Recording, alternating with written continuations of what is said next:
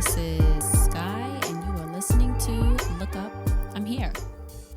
So it's been a minute right now. I've been on a hiatus for the past 2 weeks. Didn't record because, when you recording your real life backstory, you're unpacking this baggage, right? And so I was getting so emotional, right? I started thinking about certain things, started getting in my head, as they call it. I was getting in my bag. And then I was just like, nah, you gotta continue, right? So I'm listening to voice messages, emails, I'm reading text messages, DMs and stuff. And I was like, oh shit, my following is growing. People are actually really interested in my life. And it's not an interest as some gossip, love and hip hop type of nonsense. It's more so like, this is a real true life story from this Arab girl who now is an Arab woman who is in this diverse and identity based,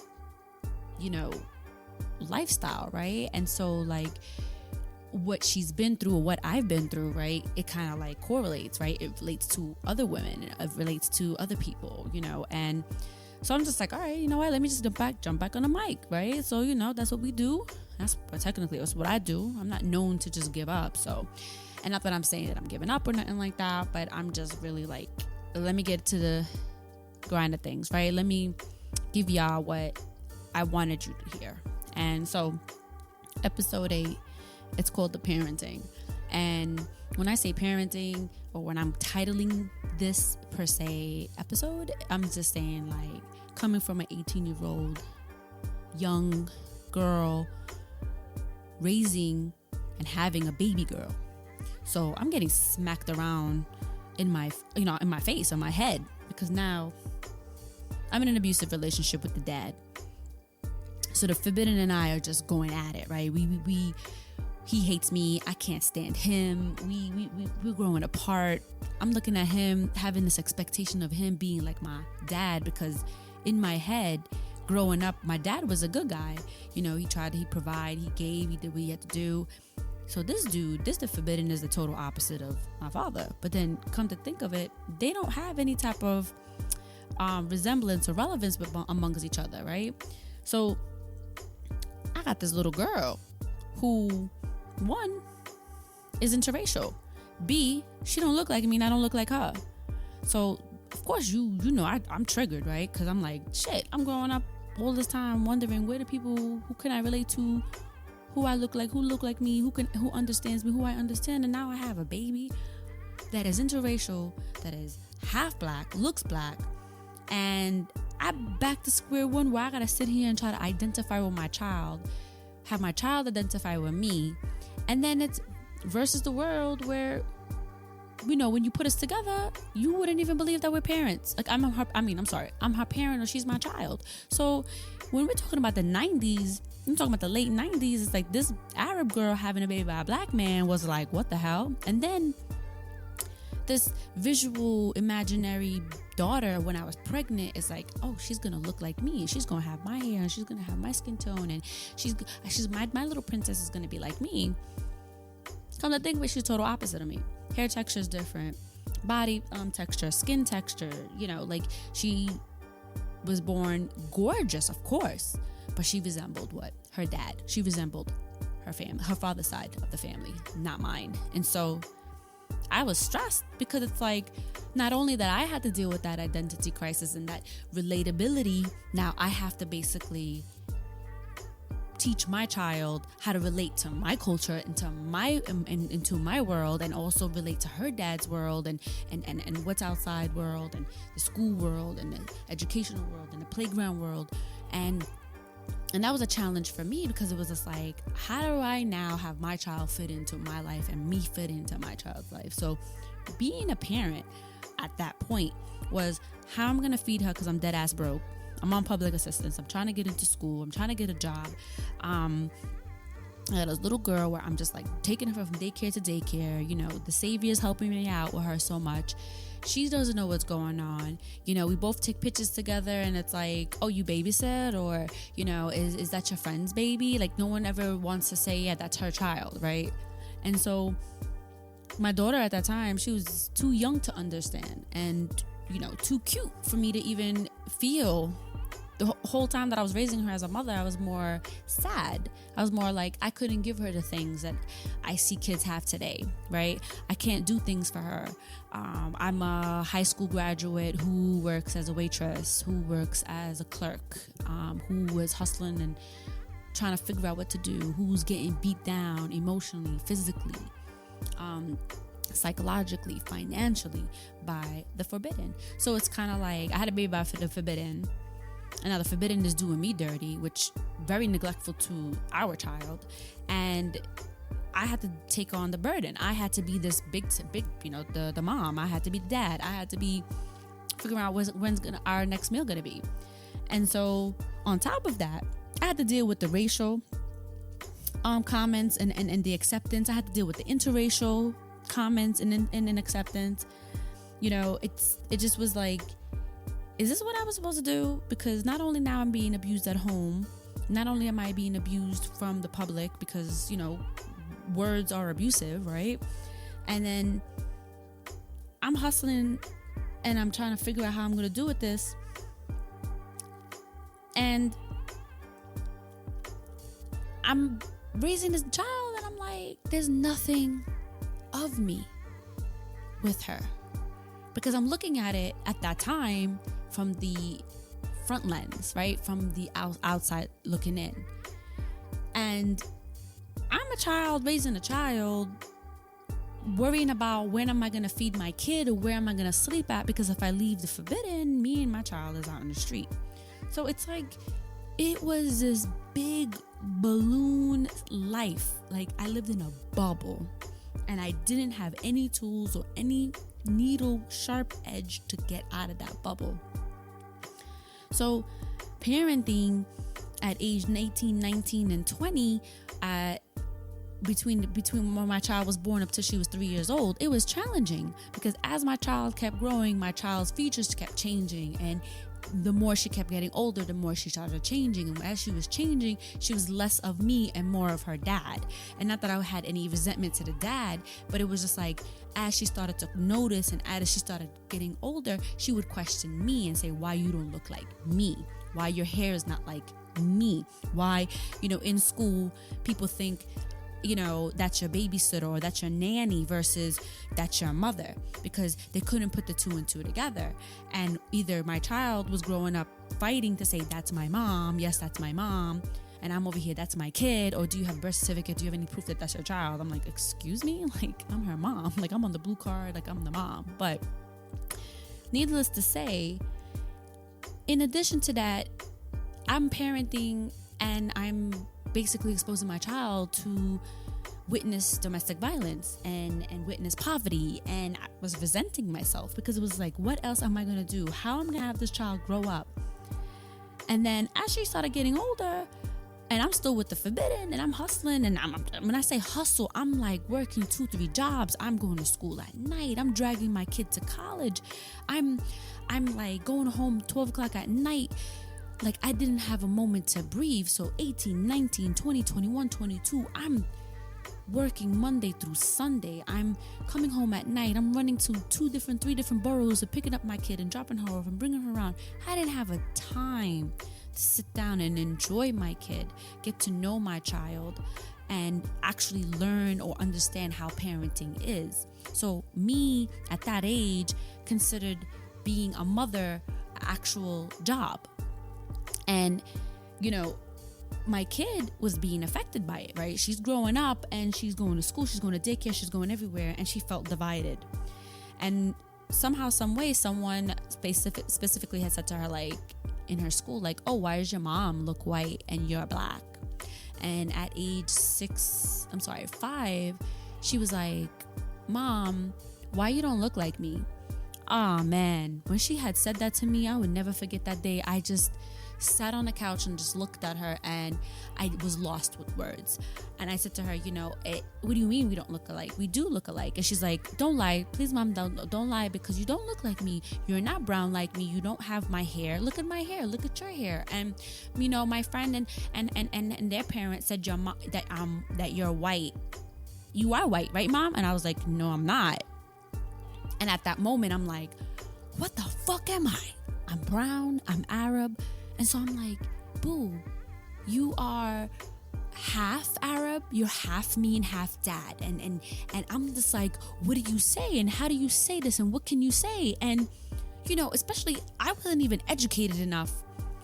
And I mean, when I say educated, not education and academics, I'm talking about education, like guided and counseled and taught and mentored to understand how to explain certain things to little kids. Because when you say something like that to your child at that age, you are putting something in their head that they'll never forget the rest of their life. And so I was panicked. I was like, yo, shit, like, what am I going to say to my kid? So I'm like, boo, you are half black. You have a black girl's features, but you are still, you know, half of me. And, you know, and so genetically and scientifically, you know, your dad's genes were very dominant and they were stronger than my genes. And so, and she was looking at me like, what the hell are you talking about? And I'm like, okay, look at the mirror. And I'm looking in the mirror, and I just remember myself when in my podcast, episode 3 or episode 4, where I'm like, little Arab girl, who I look like, who looks like me, who can understand me. And so now I'm like, shit, my kid is about to go through the same shit that I've been through. Oh, hell no. You know, like, I don't want her to repeat with the shit that I've been through. So I'm like, fuck. You know, like, talking to my friends, and my black friends are like, yo, you know, boo, don't worry about that. You black like me. Mommy's black too, but mommy's just the light version of being black. And my daughter was adamant. She was like, nah, mommy is white. Mommy's a white girl. People in school say mommy's a white girl. My friends call my mommy a white girl. And I'm like, get the fuck out of here. Now my own kid had put me in a box that I never even identified with. Because I'm still looking to figure out where the hell do I fit in. So my early, the 19, 18, 20, 21, 22, I still didn't fucking understand who I fucking belong to, what group, until I'm like, get the fuck out of here. So, not only that, it was just like, I always felt divided from my child, because at school, we had to figure out how I can explain she my kid. Crazy shit, right? You meet people in the street, I gotta explain how she my kid. You meet Arabs and new family members, I gotta explain that her father's black, and like, I don't know if y'all can hear it in my voice. I was frustrated. I was annoyed. I wanted to just hide and just get away from people, leave boroughs and leave communities, because I was just tired of constantly re-explaining and explaining, where now in my adult life, I'm like, yo, fuck you. I ain't got nothing to tell you. If you see what you get.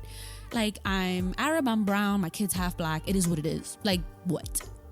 But, you know, besides that, as she kept getting older and she's watching TV or she's around school age kids, and she's identifying with a community. She's identifying with being black. She's accepting being black. But then yet she was very resentful towards me, because she didn't want her hair to be a certain way, because she wanted her hair to be straight, because mommy's hair is soft and straight. So I want my hair to be like my mom's hair, soft and straight. So I was like, all right, bet. I'm trying to get her hair done. I'm trying to get it permed. I'm trying to get it braided. I'm trying to do this. You know, my homegirls are trying to do things for me to help her. And she was just hating it and hating herself. So then she started talking about her skin. And I'm just like, how do I console my child who is an interracial child, who resembles, who doesn't fully identify with her own in her home?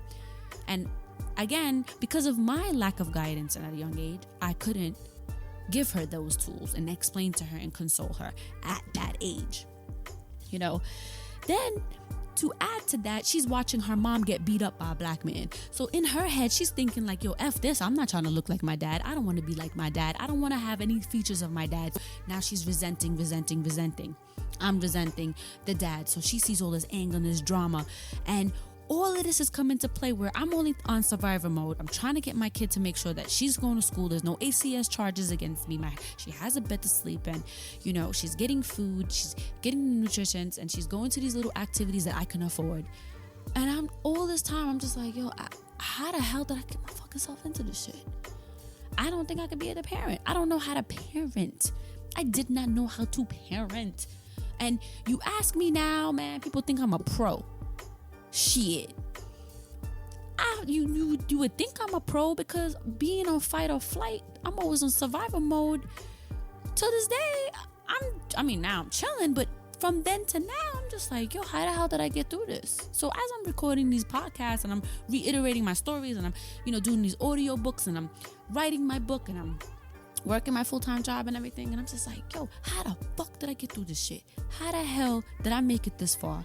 What the fuck was I thinking? And my what I was thinking, it was like, shit, you better handle your business. You better find a resolution for every little problem. You better have your fire extinguisher for every little fires that are popping up in front of you. You better walk on those hot coals, And so, parenting in episode 8, in addition to the experience, in addition to the domestic violence, in addition to poverty and being hungry and scrapping for money and going to work, making minimum wage here, minimum wage there at such a young age, given the fact that I've been carrying this emotional and psychological trauma, now my kid is suffering quite and close to or resembles what I've been through when I was her age. And I'm like, yo, is this really real? Like, this cycle is just going to continue and continue. So, this episode here was just telling you, like, this is the introduction where I'm struggling with identity in itself, and now I have a child who's also going to be experiencing this identity crisis in the early 2000s, where when she looks at me, she's like, you don't look like me.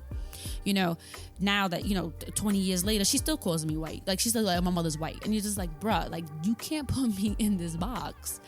And again, have I even taken myself out of that box? Right? Or am I placed in that box and I kind of like just say, fuck it, I give in, so I'm going to stay in this box? So it's like, no, I'm not white. I'm not black. And I had a baby by a black man, and my daughter is half black. In my eyes, she's my child, and I don't see color. I see her being a brown woman. I see her having beautiful hair, beautiful skin. And, she does have qualities that she takes from both parents, but it doesn't take away from the fact that these issues that I was dealing with and she was dealing with at such a young age, my parenting at that age, took a toll where I missed so much, of being that parent. And it was a struggle for me then.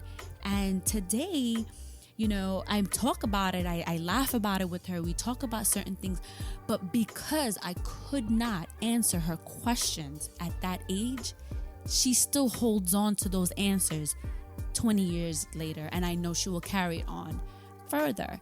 And so parenting an interracial child that is going to be facing racial questioning about her race and experiencing, the racial torments that she will be experiencing ongoing, it does affect her based on how I explained her identity then. And so when I say, was I a bad parent? No, because she was my number one, and everything that I needed to take care of was her, and she was above myself. But I was beat down at a young age. Coming up and growing up, it was the psychological breakdowns that I was dealing with. And then in the experience, I discussed the poverty, the domestic violence, the emotional abuse, the negligence, the inconsistencies. And as I was identifying them, I had a little child on my hip and then walking and talking. So, it's something, right? It's something. And this, episode just gives you a glimpse of what I identified the parenting as and what was I going through raising an interracial child at such a young age and her being so small. So this is part 2 of the parenting, and I want to thank my listeners for always subscribing and passing the word and continue listening to me express my experiences and my emotions. And I want to just genuinely say thank you. And I can't wait to go on to the next subject. But this is parenting set 1. As you know, 20 years later, set 2 is going to come through in a season 2. So thank you for listening. This is Look Up, I'm Here. And this is Sky. Thanks.